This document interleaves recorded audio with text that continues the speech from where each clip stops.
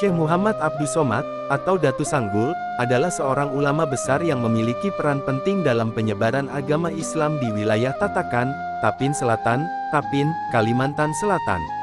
Kontribusinya dalam penyebaran agama Islam di daerah tersebut sangat dihargai dan dikenal luas. Syekh Muhammad Abdus Somad hidup sekitar abad ke-18 Masehi. Konon Muhammad Abdus Somad berasal dari Palembang, Sumsel sehingga ada yang menyebut dia dengan sebutan Syekh Abdus Samad Al-Palembangi. Kisah perjalanan Syekh Muhammad Abdus Somad sangat menarik. Setelah menjalani perjalanan untuk menuntut ilmu di berbagai penjuru Nusantara, dia akhirnya menerima panggilan hatinya untuk belajar dari Datu Suban yang berada di Tatakan, Kalimantan. Dengan restu ibunya, dia berlayar menuju Kalimantan melalui Selat Bangka Belitung dan kota Banjarmasin, dan tiba di Kampung Muning, Pantai Munggutayu Tiwadak Gumpa Rantau Tapin, Kalimantan Selatan pada tahun 1750. Disinilah dia berguru kepada Datu Suban, yang kemudian memainkan peran penting dalam perjalanan keagamaannya. Namun ada yang meriwayatkan jika dia adalah keturunan Dayak Bekumpai dari ibu yang bernama Samayah binti Sumandi.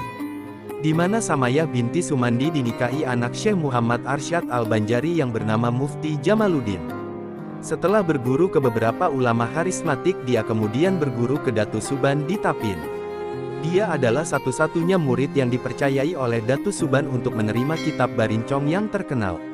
Berkat mengamalkan ilmu yang dia peroleh, baik dari guru ataupun dari kitab Barincong, Datu Sanggul mendapatkan karomah dari Allah SWT. Salah satu karomahnya adalah kemampuan untuk selalu melakukan salat Jumat di Masjidil Al-Haram di Mekah. Karena seringnya salat Jumat di Masjidil Haram, maka Muhammad Abdus Somad dapat berkenalan dengan Syekh Muhammad Arsyad Al-Banjari yang sedang menuntut ilmu di Tanah Suci Makkah. Ternyata Syekh Muhammad Arsyad Al-Banjari menjadi saksi bagi warga Banjar bahwa Muhammad Abdus Somad selalu melaksanakan salat Jumat di Masjidil Haram. Informasi ini dia sampaikan kepada warga Banjar setelah menyelesaikan pendidikannya di Mekah. Muhammad Arsyad ingin menemui sahabat sekaligus gurunya di Tatakan, tetapi sayangnya, setelah sampai di Tatakan, ia mendapati bahwa Datu Sanggul sudah berpulang ke Rahmatullah. Pada waktu itu di Kerajaan Banjar, syariat agama Islam diterapkan, sehingga warga laki-laki yang sudah akil balik atau dewasa diwajibkan untuk melaksanakan salat Jumat di masjid pada hari Jumat. Pelanggaran kewajiban ini bisa mengakibatkan denda. Karena Muhammad Abdus Somad selalu salat di Masjidil Haram setiap Jumat, dia harus membayar denda kepada kerajaan setiap minggu. Akibat sering membayar denda tersebut, harta yang tersisa hanyalah kuantan dan landai alat untuk memasak nasi dan sayuran.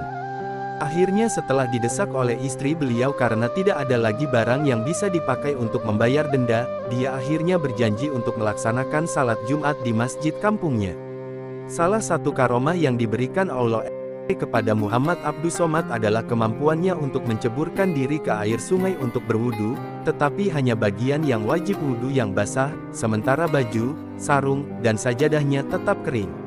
Sejak kejadian itu orang-orang tidak berani lagi macam-macam dengan Abdus Somad dan denda tidak diberlakukan lagi terhadapnya. Adapun penamaan Datu Sanggul, salah satu riwayat menceritakan karena ketekunannya dalam mentaati perintah gurunya dalam halwat khusus yang sama artinya dengan menyanggul atau menunggu turunnya ilmu dari Allah SWT. Ada juga yang mengatakan dia sering menyanggul, bahasa lokal, atau menghadang pasukan tentara Belanda di perbatasan Kampung Muning, sehingga tentara Belanda pun kocar-kacir dibuatnya.